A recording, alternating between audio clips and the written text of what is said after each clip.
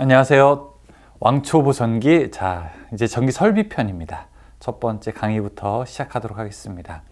여러분들이 공부를 할 때에는 정말 내가 아주 처음부터 공부를 한다. 그러니까 이 부분에 대해서 전혀 이제 지식이 없는 상태에서 하나하나씩 이렇게 나의 지식의 계단을 쌓아 올린다라고 생각을 하시면서 내용을 봐주셨으면 좋겠습니다. 전문적인 이야기 혹은 단어들도 중간중간에 이렇게 나올 수 있지만 그런 것들을 너무 이제 개념치 마시고 무엇보다도 이제 좀 큰 흐름, 그러니까 우리가 흔한 말로 이제 나무보다는 숲을 봐라, 그런 말이 있죠. 그런 것처럼 여러분께서 제가 지금 하는 이야기의 전체적인 요 맥락을 잘 이해하신다면은 전기 설비 부분이 어떤 분들은 암기하느라 너무 힘들고 어려운 용어 때문에 아주 복잡하다고 하지만, 그런데 반면 한편으로 보게 되면은 이렇게 해서 전기를 사용하는구나. 이 앞에 편에 이은 이 전기 이론이나 기기보다는 조금 더 이렇게 더 체감이 되는구나, 여러분께서 생각이 드실 겁니다. 첫 번째는 우리가 전선부터 이야기를 해보도록 하겠습니다. 이 전선이라고 하는 것은 무엇인가요? 전기선 이렇게도 부를 수 있는데요. 전기 에너지를 흘리게 하는, 그러니까 전기 에너지를 전송해주는 선을 우리가 모두 다 전선이라고 합니다. 여러분들이 핸드폰을 충전할 때도 충전기에 이어져 있는 전선이 있고요.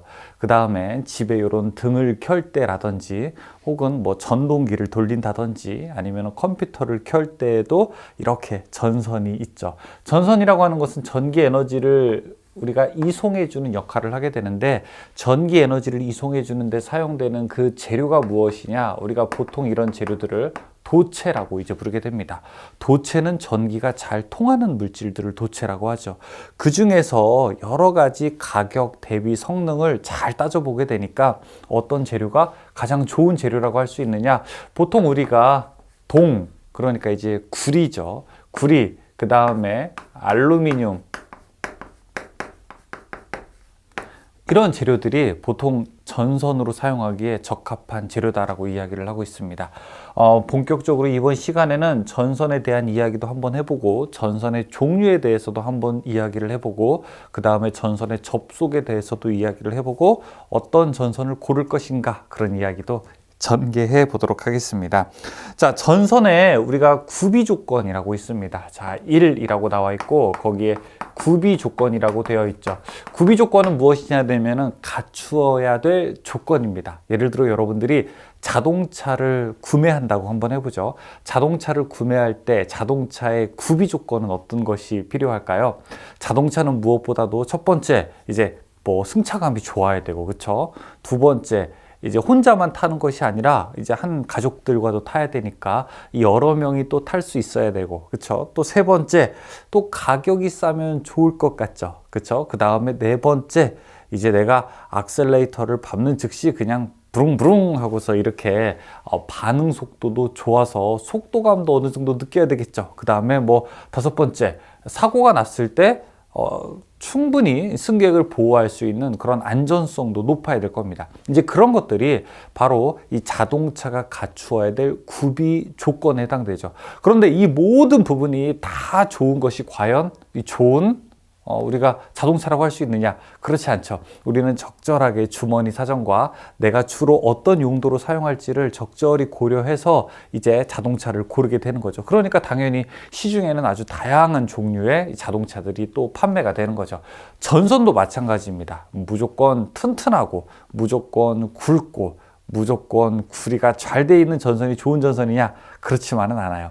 전선의 구비 조건은 일단, 자, 거기 책에 나와 있는 대로 첫 번째, 도전율이 커야 됩니다. 도전율이 크다라고 하는 것은 전기가 잘 통해야 된다는 얘기죠. 두 번째는 기계적 강도. 기계적 강도가 크다는 것은 좀 튼튼해야 된다는 얘기죠. 그 아래에 있는 신장률이라고 하는 것은 잘 늘어나야 된다는 거. 그 다음에 내구성이 또 커야 된다라는 말도 있죠. 그리고 비중이 작고, 비중이 작다는 것은 이제 무게가 가볍다라는 뜻입니다. 그 다음에 가선이 용이할 것, 전선을 공사를 하기에 좀 적절할 것, 그 다음에 가격이 저렴하고 그 다음에 구입이 쉬울 것, 이런 것들이 구비 조건이라고 할 수 있습니다. 전선이 갖추어야 할 조건이죠. 그런데 그 모든 것들이 다 뛰어난 것을 우리가 고르는 것이 아니라 내가 어디에 사용하는지 그 목적에 따라서, 그러니까 사용하는 목적과 그 다음에 사용하는 용도에 따라서 적절한 전선을 이제 여기에서 뺄 건 빼고 높일 건 높이면서 우리가 골라야 되겠죠. 자, 그런 전선이 실제로 여러분들이 집에서 사용하고 있는 이런 여러 가지 종류의 전선들이 되게 됩니다. 핸드폰 충전기에 있는 전선은 아주 얇죠, 그쵸? 아주 얇죠. 그런 것들이 굉장히 두꺼울 필요는 없죠. 왜냐하면은 거기에 흘러 들어가는 전류는 그렇게 높은 전류가 아니기 때문에 그렇습니다. 반면 이제 전동기를 돌린다거나 아니면 여러분들이 집에 있는 다리미 같은 것들을 이렇게 사용할 때 들어가는 전선들은 조금 약간 내열성도 있어야 되고 큰 전류에 잘 버틸 수도 있어야 되고, 다리미 같은 경우에는 어때요? 이렇게 막 움직이면서 사용하는 거죠. 여러분들이 댁에서 움직이면서 사용하는 전자제품이 뭐 있죠? 다리미, 헤어드라이기, 청소기, 그쵸? 이런 것들은 거기에 사용하는 전선들이 조금 더 플렉시블한 거, 그러니까 가요성, 이 구부러짐에 잘 견딜 수 있는 전선들이어야 됩니다. 반면에 여러분 냉장고에 있는 전선 있죠? 냉장고에 있는 전선은 어떻죠? 한번 꽂아놓게 되면 냉장고에 있는 전선은 건드릴 일 있나요? 별로 없죠, 그쵸? 냉장고를 이제 버리거나 아니면 뭐 이사 갈 때 정도만 빼지 냉장고는 계속 꽂혀 있게 되죠. 그런 전선들은 상대적으로 아주 이렇게 유연함이 조금 더 떨어져도 되는 겁니다. 자, 이런 것들을 우리가 전선의 구비 조건이라고 부르게 됩니다. 여러분들이 책에 나와 있는 대로 전선이 이런 조건들이 필요하구나 알아두시면 좋을 것 같고요. 자, 그 밑에 단선과 연선이 있습니다. 단선이라는 말 들어가는데, 단선은 이제 홀로 단자예요. 하나만 있는 선이고, 연선은 좀 뭔가 꼬여 있는 선을 우리가 연선이라고 합니다. 전선의 구성을 보게 되면 그 안에 심선, 이 도체가, 구리도체가 이렇게 하나로 되어 있는 것을 우리가 이제 단선이라고 부르게 됩니다. 자, 그리고 연선은 이제 여러 가닥이 이렇게 꼬여 있는 선을 우리가 연선이라고 부르게 됩니다. 이 연선이 조금 더 사실은 잘 구부러집니다. 그래서 보통 우리가 옥내 배선, 건물 안에서 배선할 때에는 단선은 최대 10제곱밀리미터까지, 10스퀘어까지 사용할 수 있는 반면, 그것보다 큰 것은 대부분 우리가 연선을 사용하게 됩니다.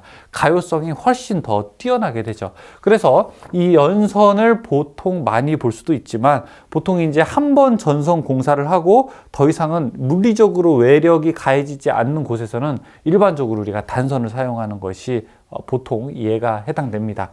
어떻게 이 치수를 이야기하느냐?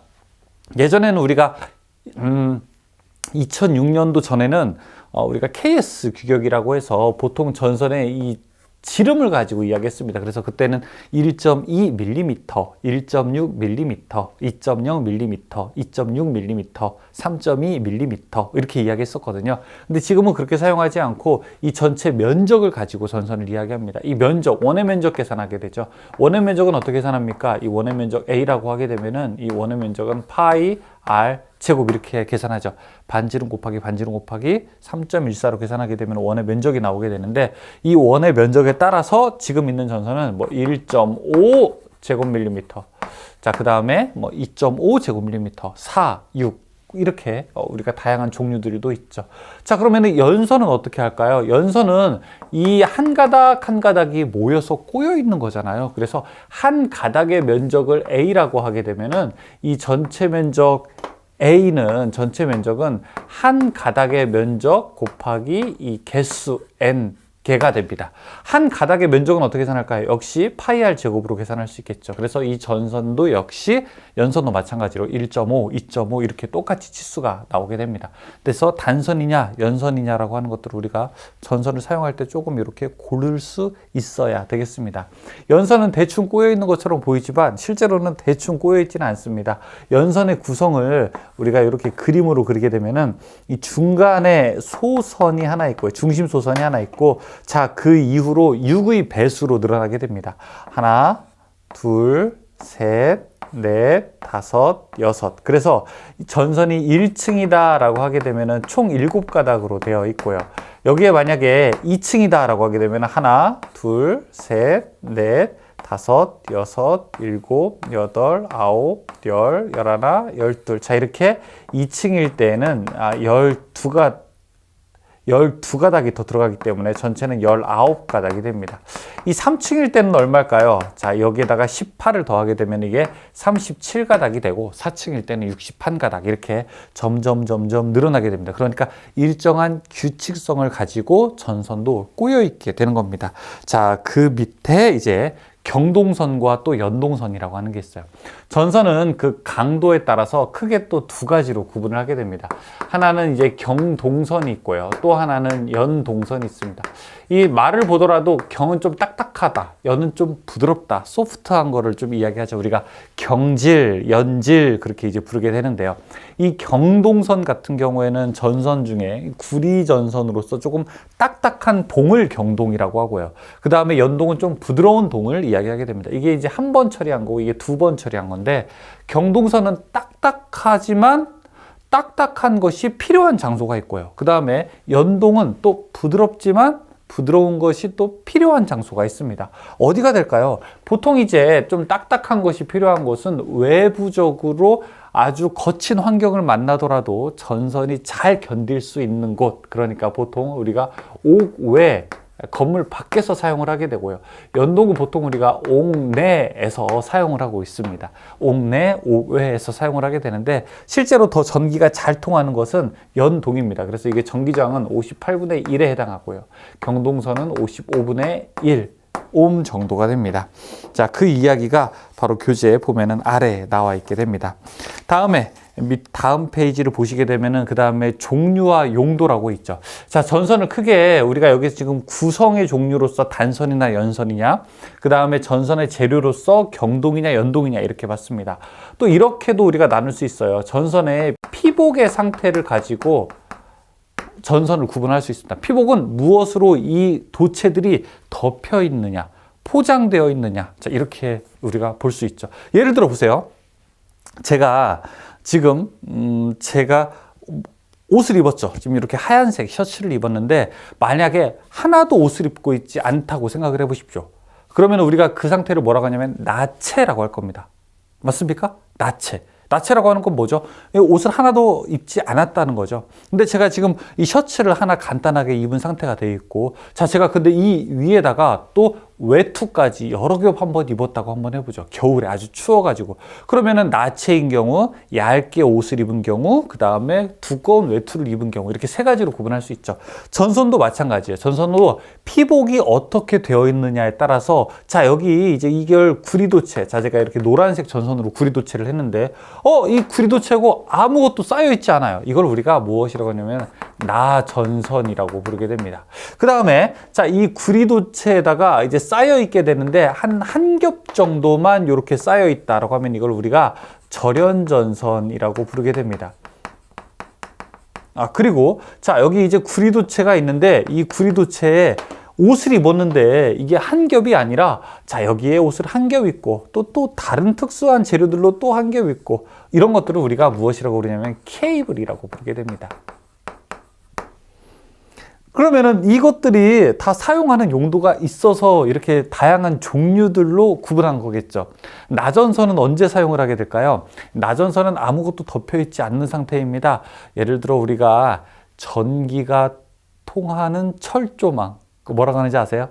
그걸 전기 울타리라고 하거든요. 왜 가축 같은 거 이렇게 넘어오지 못하거나 가축이 도망가지 못하거나, 아니면 왜 영화 같은 데 보게 되면 전기가 막 통해서 이 죄수들이 밖으로 탈출하지 못하게 하는 것들 있죠. 그런 것들은 이 절연이 안 돼 있습니다. 이 나전선으로 되어 있죠. 자, 그런 나전선이 있고요. 자, 그 다음에 보통 우리가 피복을 한 겹 정도 사용하게 되는 거예요. 여러분들이 집에서 사용하는 일반적인 전선, 이런 것들이 대부분 나전선에 해당하게 됩니다. 자, 그런데 이 전선에다가 한 겹은 비닐 같은 것도 입히고, 또 한 겹은 막 은박지 같은 것도 들어가 있고, 이렇게 다양한 것들로 여러 겹 있고, 또 이렇게 절연전선끼리를 또 하나로 묶고 하는 것들을 우리가 케이블이라고 부르게 됩니다. 보통 이제 사용하는 플러그에 연결되어 있는 것들, 이런 것들 모두 다 케이블을 사용하게 되죠. 근데 이게 사실은 나전선 같은 경우에도 종류가 있어요. 보통 이렇게 동그란 게 아니라 이렇게 평각동선이라고 해서 버스덕트라고 하는 것들이 있는데, 자, 그런 데서 전기를 보내는 다양한 종류들도 있고, 절연전선도 사용하는 데에 따라서, 용도에 따라서 또 다양한 종류들이 있고, 케이블도 역시 종류가 수십, 수백 가지로 이렇게 종류가 다양하게 됩니다. 이 케이블이 방수 능력이 있느냐, 방진 능력이 있게 되느냐, 이 케이블이 어떻게 또 냉각에 얼마나 효과적으로 설계가 되어 있느냐, 케이블이 얼마나 다른 화학적 변화에도 잘 견디게 되어 있느냐, 이 케이블이 혹시 통신용으로 사용하게 될 때 외부로부터 전자파의 침입을 얼마나 막을 수 있느냐, 이렇게 종류에 따라서 다양한 종류가 실제로 시판되고 있습니다. 자, 일단 책에서는 종류와 용도에서 여기 절연전선 먼저 이야기하고 있고요. 절연전선에서는 외용 비닐 절연전선, 이 집 밖에서 사용하는 전선, 그 다음에 인입용 비닐 절연전선. 인입용이라고 하는 것은 이렇게 전주가 있을 때 이 전주로 들어오게 되는 이 과정, 이렇게 이걸 우리가 드롭 와이어라고 부르게 되는데, 이 전선을 인입용 전선이라고 합니다. 이런 인입용 비닐 절연 전선, 그 다음에 450, 750V 이하 염화 비닐 절연 전선, 가장 많이 사용하는 겁니다, 이게. 그 다음에 450, 750V 이하 고무 절연 전선, 무엇으로 절연이 되어 있느냐, 우리가 주 재료를 여기서 표기하고 있죠. 그 다음에 1000V 형광 방전 등용 전선, 내용관용 전선, 이런 전선들이 다양하게 종류가 있습니다. 자, 그 다음에는 전선의 식별 있죠. 전선에 우리가 색깔을 보통 나타나게 되는데, 색깔은 왜 사용하게 되는 걸까요? 색깔을 사용하는 이유는 헷갈리지 말라고 그러는 거죠. 신호등도 가만히 보게 되면은 색깔을 사용하죠. 빨간색, 그 다음에 녹색, 그 다음에 주황색, 이런 색깔들이 바로 이제 색별 신호를 통해서 우리가 어떤 정보를 운전자나 보행자에게 이렇게 전달해 주기 위해서 색깔을 사용하게 되는 거죠. 이 전선도 마찬가지입니다. 보통 전선이 흰색도 있고 빨간색도 있고 검정색도 있고 다양한 색깔로 존재하게 되는데, 그냥 마음에 들어서 오늘은 무슨 색을 쓸까 이렇게 사용하는 것이 아니라 도면에서 반드시 지정되는 색깔을 사용해야 됩니다. 자, 그게 이제 보통 단상할 때는 크게 문제가 안 되는데, 삼상일 때, 삼상으로 전기를 보낼 때에는 그전에는 흑적 청 이렇게 우리가 이야기를 했었어요. 근데 지금은 그게 바뀌어서 삼상일 때는 갈색, 흑색, 회색, 그 다음에 N선은 청색, 그 다음에 우리가 접지선은 녹색과 그 다음에 노란색의 조합으로 사용을 하게 됩니다. 그래서 전선을 이렇게 다양하게 색깔별로 사용한다. 그런데 마침 내가 전기 공사를 해야 되는데 여기 청색을 사용해야 되는데, 혹은 회색을 사용해야 되는데 내가 가지고 있는 색이 하얀색, 백색밖에 없어요. 그럼 어떻게 할까요? 이 백색에다가 끝에다가 테이핑 같은 걸로 해서 이 선이 원래 이 색깔로 사용을 하게 되었습니다 라고 표현을 해줄 수 있습니다. 그래서 전선도 색깔을 잘 보시면은 그 뜻을 알 수 있습니다. 여러분들 그 인터넷선으로 사용하는 것을 UTP 케이블이라고 부르게 되거든요. UTP 케이블도 가만히 보게 되면은 여러 가지 색깔로 구성이 되어 있습니다. 이제 그런 것들도 이런 내용과 한번 이렇게 견주어 보게 되면은 재밌는 것들을 우리가 알 수 있죠. 자, 거기 전선의 색깔에 대한 것도 나오고, 여기 이제 전선의 여기 이제 케이블에 대한 내용도 있네요. 그렇죠? 케이블은 크게 전력 케이블, 그 다음에 캡타이어 케이블, 이렇게 나눌 수가 있고, 전력 케이블 종류가 굉장히 많아요. 케이블을 나눌 때에는 두 가지를 잘 봐야 되는데, 첫 번째는 절연을 어떤 재료로 했느냐, 그러니까 전기가 안 통하게 하는 것이 무엇이냐라고 하는 거고, 자, 그 다음에 여기는 외부, 그러니까 외투를 뭘로 입었느냐, 이런 거랑 이제 비슷하게 됩니다. 이걸 우리가 시스라고 하게 되는데요. 시스는 가장 겉에 입은 재료의 물질을 표현하게 됩니다. 그래서 만약에 비닐 절연, 비닐 시스다라고 하게 되면은 비닐로 절연을 했고, 그 다음에 비닐로 외부를 감쌌구나. 비닐 절연 고무 시스라고 하면은 비닐로 절연했고 고무로 감쌌구나, 이렇게 종류를 알 수 있습니다. 자, 그래서 전력 케이블의 이름이 여러 가지가 있게 되는데, 비닐 절연, 비닐 시스 케이블도 있고요. 고무 절연, 크로로플랜 시스도 있고요. 가교 폴리에틸렌 절연, 비닐 시스도 있고요. 미네랄 인슐레이션 케이블, 여러 가지 종류들이 있게 되죠. 그렇죠? 무슨 절연, 특별한 경우가 아니라면 무슨 절연, 무슨 시스, 이렇게 이야기가 나오고 있습니다. 3번에 우리가 CV 케이블이라고 하는 것도 잘 살펴볼 필요가 있습니다. 굉장히 자주 사용하는 케이블의 한 종류가 됩니다.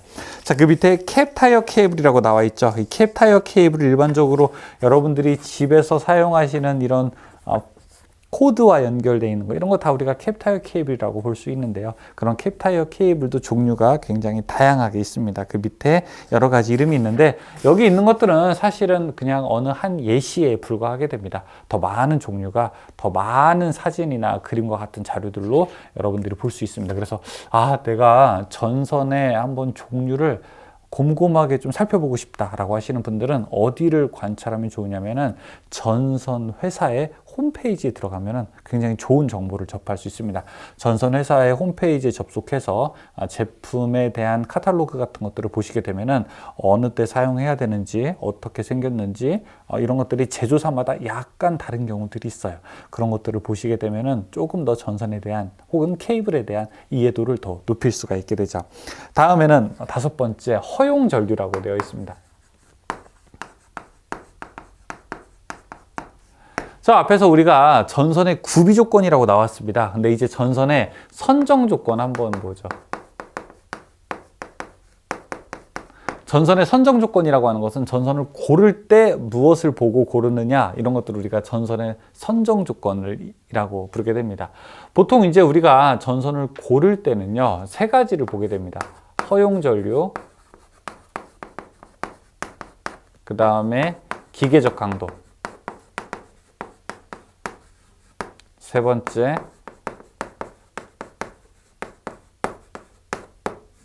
전압 강하. 이렇게 우리가 보통 3가지를 보게 됩니다. 허용 전류, 기계적 강도, 전압 강하. 그 중에서 제일 중요한 것이 바로 전선의 허용 전류죠. 즉, 그 전선이 몇 암페어까지 얼마나 전류를 많이 흘릴 수 있냐라고 하는 것이 이제 허용 전류가 됩니다.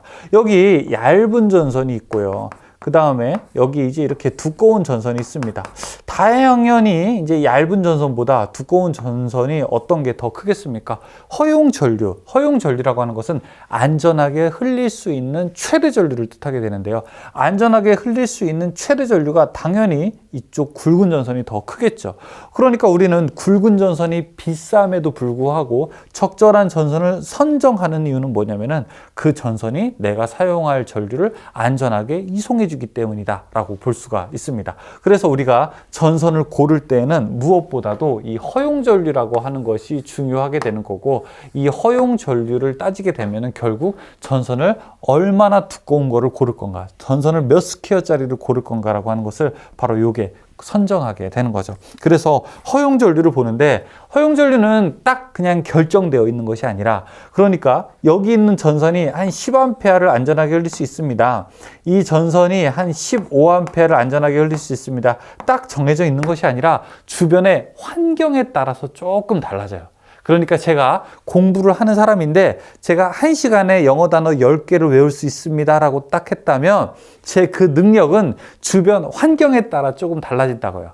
그 주변 환경이 아주 시끄럽고 공부를 하기 어려운 상황이에요 라고 하면은 조금 더 덜 암기를 하게 될 거고요. 아주 더 좋은 환경이에요. 막 조용하고 아무런 방해 요소도 없고, 그렇다면 저는 더 잘 공부를 할 수 있는 환경에 놓여지게 된 것이죠.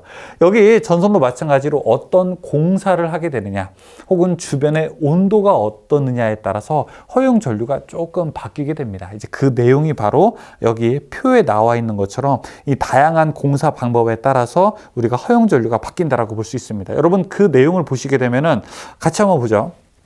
공사 방법이 A1, A2, B1, B2 이렇게 쭉쭉쭉 되어 있죠. 자, 그 중에 저는 이제 전선을 이 벽면에다 설치했습니다.